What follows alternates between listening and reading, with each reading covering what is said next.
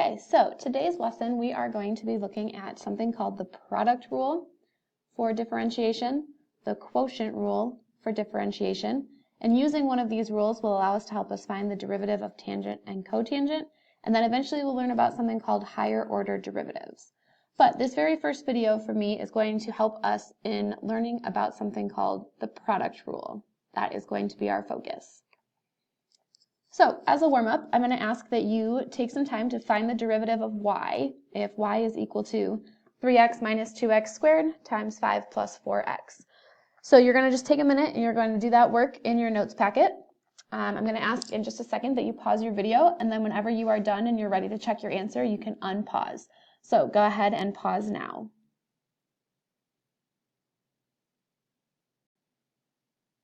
All right, so here's the solution presented for you. So hopefully the first thing you did was FOIL together these two terms, and we end up with this polynomial right here that we are trying to take the derivative of. So thinking back to our power rule, we know that this -8 is just going to kind of hang out in front, but then we're going to move this 3 down and drop our power. So now I get -8 times 3 gave me -24, and this power is now squared. This 2 is just going to kind of hang out. I'm going to then do my power rule, so this 2 comes down, drop that to a power of 1. So 2 times 2 gives me 4, and then this is x to the first power.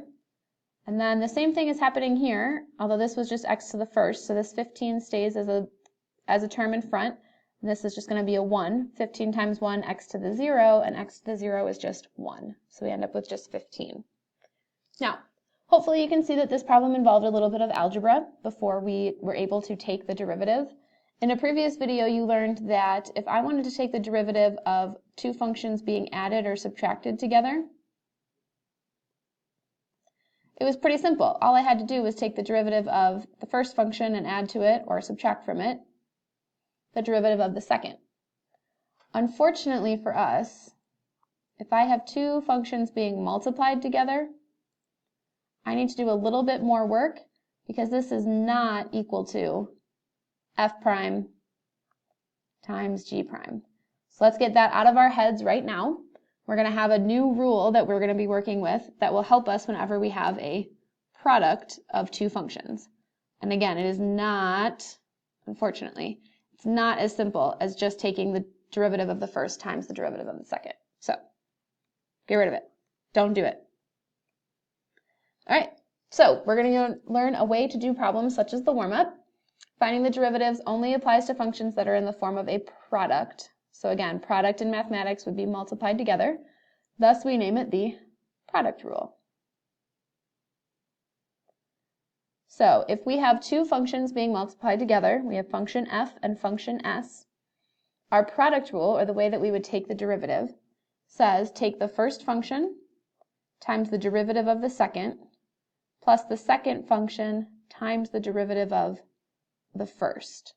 Now, the only reason why I'm using f and s is just to help you think about first and second function. Of course, our functions aren't necessarily going to be named with letters. You might actually have the function itself to work with. In your head, though, you should be saying that over and over. First times derivative of the second plus the second times the derivative of the first. All right, we've created a sum here by using our product rule. All right, so let's try our warm-up again then using our product rule.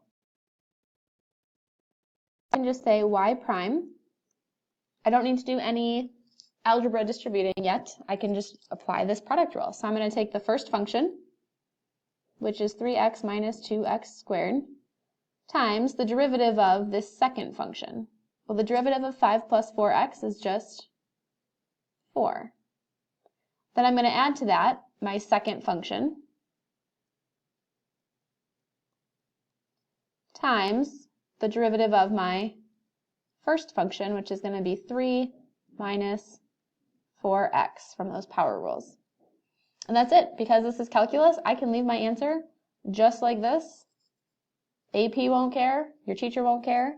That is an okay answer for evaluating the derivative of this product. Now, something to make sure that you're careful of, though, is on a multiple choice test, you probably got to multiply those together to make sure your answer matches.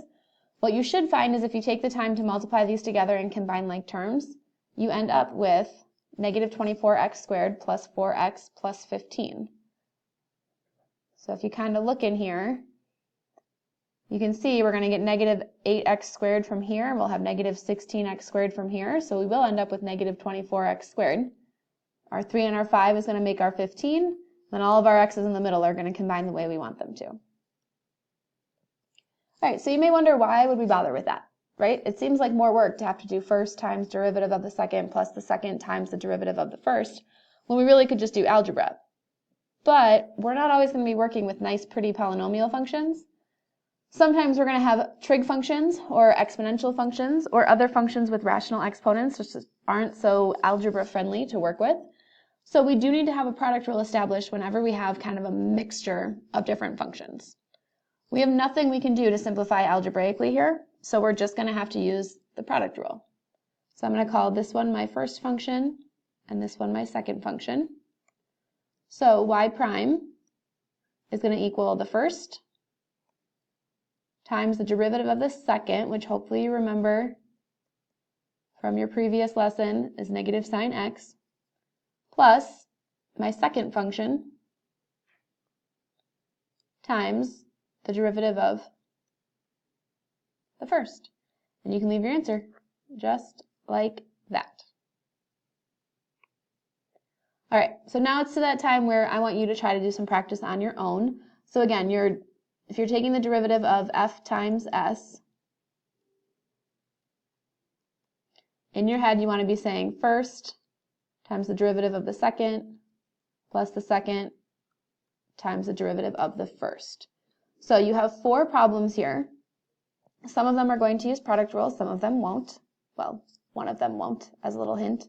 But go ahead and take a minute. I'm going to have you pause your video, try all 4 problems, and then jump back and see if all of your answers match my answers. Go ahead and pause now. All right, so I kind of color-coded things for us. I used my purple function, represented my first function, and things dealing with my second function were done in green. So I have the first times the derivative of the second, plus the second times the derivative of the first. This one here, I don't have a product. I have a sum, which means all I need to do is take the derivative of this term plus the derivative of this term, and that is my derivative. We throw that in there because sometimes when we learn a new rule, it's like you try to apply that rule to everything, but remember, it doesn't always work. We're just looking to use this rule when we have a product between 2 functions. This one, before you can apply the product rule, we need to make it into a product. So remember, when you square something, it just means taking that number times itself. So here we have x squared plus 4 times x squared plus 4. Yes, you could do more algebra, and then you don't have to use a product rule, but since we're practicing the product rule, let's go with it.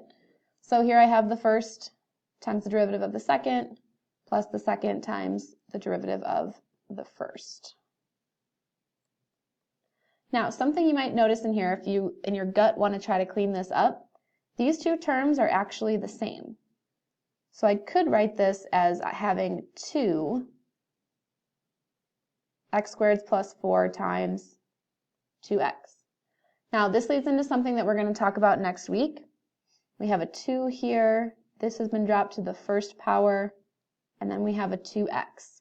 This is something called the chain rule, which again, just throwing it in here just so when I talk about it next week, you know what's going on just a little bit.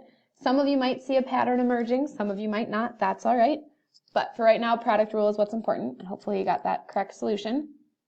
This next one then, sines and cosines, you could clean this up and call this negative sine squared x plus cosine squared x, but you don't have to. Unless it's multiple choice, AP will just let you leave your answers messy. So, one more time, the product rule. First times the derivative of the second plus the second times the derivative of the first. Learn it, love it, use it.